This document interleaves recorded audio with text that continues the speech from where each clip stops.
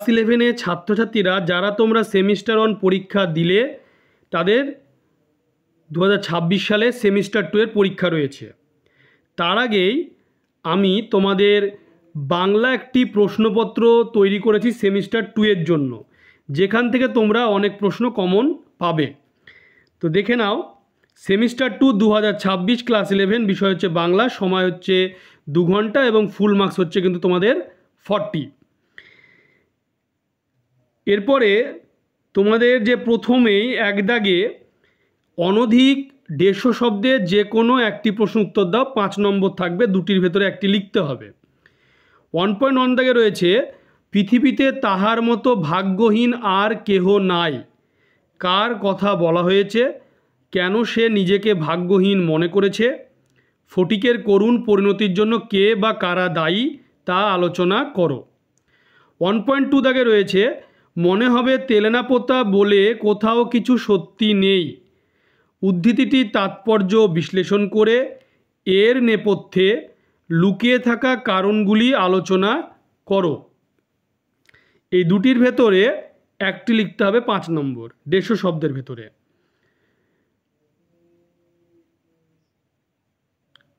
এরপরে 2 দাগে রয়েছে অনধিক 150 শব্দে যে কোনো একটি প্রশ্নের উত্তর দাও। 5x1, অর্থাৎ এখানেও 5 নম্বর একটি লিখতে হবে। 2.1 লাবণ্য সাগর সজল নয়নে হেরিলাম। লাবণ্য সাগরের সজল নয়নের দৃশ্য কবির মনে যে গভীর বিরহ বেদনা সঞ্চার করেছে তা বিশ্লেষণ করো। 2.2 আমরা তো খুব গরিব, গরিব হলে কি হবে, স্বপ্নটা তো বড়। এই মন্তব্যের আলোকে নুন কবিতার মূল প্রতিবাদ ও হতাশার দিকটি আলোচনা করো।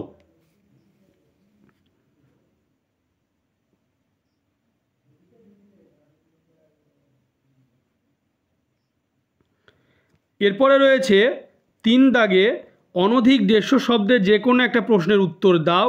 5 নম্বর 3.1 আগুন নাটকটিতে ন্যাপা ও তার সঙ্গী সাথীদের জীবনযাত্রা এবং তাদের দুঃখ দুর্গতির কারণ আলোচনা করো। 3.2 আগুন নাটকটিকে একটি সার্থক ট্র্যাজেডি? তোমার উত্তরের সপক্ষে যুক্তি দাও।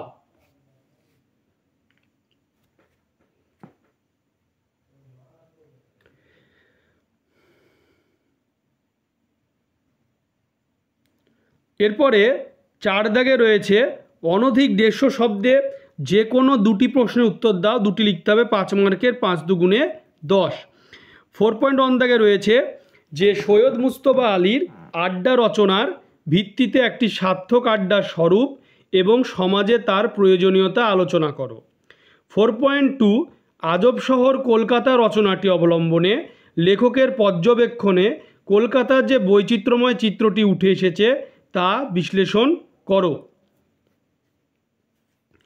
4.3 বই কেনা রচনায় লেখক গ্রন্থপ্রীতি এবং তার বই কেনার মানসিকতা বিশ্লেষণ করো। 4.4 25শে বৈশাখ রচনায় লেখক রবীন্দ্র জন্মোৎসবকে কেন বাঙালির শ্রেষ্ঠ উৎসব বলে মনে করেছেন, এই রচনায় লেখকের রবীন্দ্র চেতনার পরিচয় দাও। এই 4টির ভেতরে দুটি লিখতে হবে 150 শব্দের ভেতরে। পঞ্চতন্ত্র যেটা রয়েছে সেই প্রবন্ধের এখান থেকে এগুলো লিখতে হবে, 5 মার্কের, দুটি, 5 দুগুণে 10।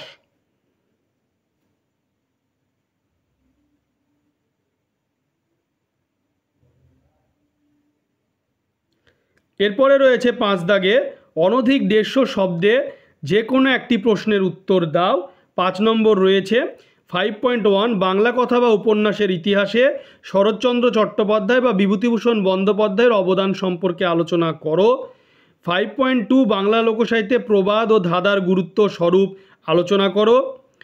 5.3 বাংলা নাটকের ইতিহাসে মাইকেল মধুসূদন দত্ত ও বা রবীন্দ্রনাথ ঠাকুরের অবদান সংক্ষেপে আলোচনা করো।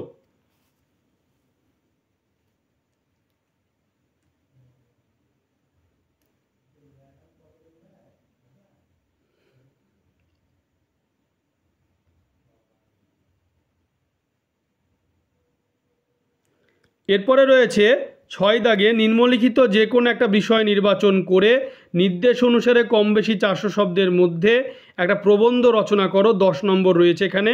6.1 নিম্ন প্রদত্ত মানস মানচিত্র অবলম্বনে প্রবন্ধ রচনা করো। এখানে বিষয় দেওয়া রয়েছে বিশ্ব উষ্ণায়ন ও পরিবেশ দূষণ এবং তথ্যগুলিও দেওয়া রয়েছে, সে তথ্যের ভিত্তিতে প্রবন্ধ রচনা করতে হবে।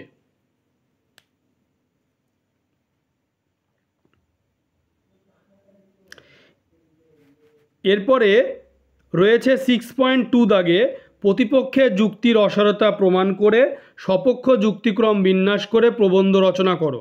এখানে অনুচ্ছেদটার হবে ছাত্রজীবন অতিরিক্ত মোবাইল ফোনের ব্যবহার ও সোশ্যাল মিডিয়ার প্রতি আসক্তি কেবল সময়ের অপচয় নয়, এটি মেধার চূড়ান্ত অপচয়। এই বক্তব্যের সপক্ষে অথবা বিপক্ষে তোমার যুক্তি সহকারে তোমার বক্তব্য লেখো। এটা হলো পুরো বাংলা প্রশ্নপত্র ক্লাস 11-এর সেকেন্ড সেমিস্টারের।